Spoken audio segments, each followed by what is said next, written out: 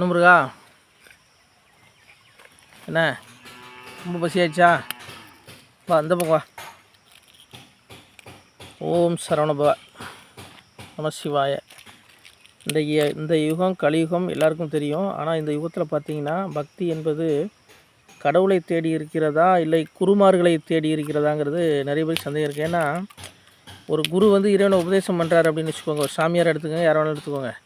இன்றைக்கி மக்கள் கடவுளை விட்டுறாங்க, அந்த சாமியாரை கடவுளாக்கி ரொம்பவும் அவங்க மேலே பக்தியில் மூழ்கிடுறாங்க. அதாவது குருவுக்குன்னு ஒரு மரியாதை வேணும், இல்லைன்னு இல்லை.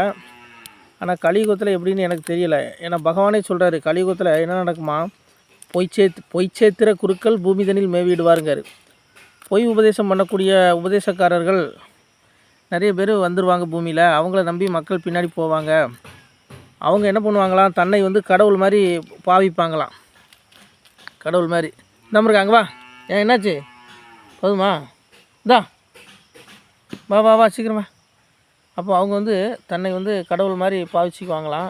அதுதான் பகவான் சொல்கிறாரு, பொய்ச்சேத்திர குருக்கள் பூமிதில் மேவிடுவார். அவங்க என்ன பண்ணுவாங்களாம், நந்தன் நான் என்பான், நாரணர்கோன் ராமன் என்பான், முன் உதித்த சுவாமிகட்கு பின் உதித்து வந்தேன் என்பான், கனலில் இருப்பேன் என்பான், கடலில் நடப்பேன் என்பான்கார். நான் தான் கடவுளோட அவதாரம். நந்தன் நான் என்பான், நாரணர்கோன் ராமன் என்பான். நான் தான் கடவுள், பகவானுடைய அவதாரம், நாராயண ராம சிவன் இப்படி எல்லாம் சொல்லுவானுங்களாம். இதை நம்பி இந்த மக்கள் என்ன பண்ணுவாங்களாம், கடவுளை விட்டுட்டு அந்த பொய் உபதேசக்காரர்களுடைய பாதத்தில் சரணாகதி அடைந்து அவர்களுடைய அந்த படங்களை வீடுகளில் வச்சு வணங்க ஆரம்பிச்சிடுவாங்களாம். அதான் சாமி சொல்கிறாரு, நந்தன் நான் என்பான், நாரணர்கோன் ராமன் என்பான், முன் உதித்த சுவாமிகட்கு பின் உதித்து வந்தேன் என்பான், கனலில் இருப்பேன் என்பான், கடலில் நடப்பேன் என்பான். நான் தீயில நடக்க போகிறேன்னு சொல்லுவானா, கடல் தண்ணி மேல் நடப்பேன்னு சொல்லுவானா, இப்படி நிறைய பொய்களை சொல்லுவானா.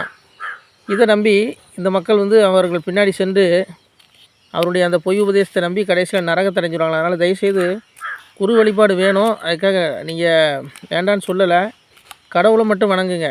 இறைவனை மிஞ்சின குரு உங்களுக்கு யாருமே இல்லை. பகவானே சொல்கிறாரு, என்னை அறியாமல் ஏதும் வகை உலகில் இல்லை, தன்னை அறிந்ததுண்டால் தலைவனை நீ அறிவாய் மகனே, என்னை அறிந்தவர்க்கு ஈசன் வழி சொல்லுகிறேன், கண்ணாலே கண்ணாலே காணுமப்பா வழியதுதான், உங்களுக்கு மண்ணில் மூவாசை மாற்றானா இருக்குதடா, என்னை கண்ணாலே கண்டதுண்டால் கழிதீரும் என் மகனேங்கிறார். தன்னை அறியணும், முதல்ல நமக்குள்ளே மூழ்கணும், வெளியில் தேடவே கூடாது. நமக்குள்ளே இறைவனை தேடும் பொழுது தான் நமக்கு கடவுள் யார் என்பது, ஈசன் என்பது புலப்படும். நம்ம ஆத்மா எங்கே இருக்குதுங்கிறதும் புலப்படும். இறப்புக்கு அப்புறம் ஒரு வாழ்க்கை இருக்குங்கிறதும் புலப்படும். சொர்க்க நரக மோட்சங்கிற 3 கதி இருக்குங்கிறது புலப்படும். ஆனால் நீங்கள் தயவுசெய்து இந்த குருக்களை, வெறும் மனிதர்களையே நீங்கள் கடவுளாக பாவித்து வணங்குறது இறைவனுக்கு விரோதமானது தான் நான் நினைக்கிறேன். நம சிவாய.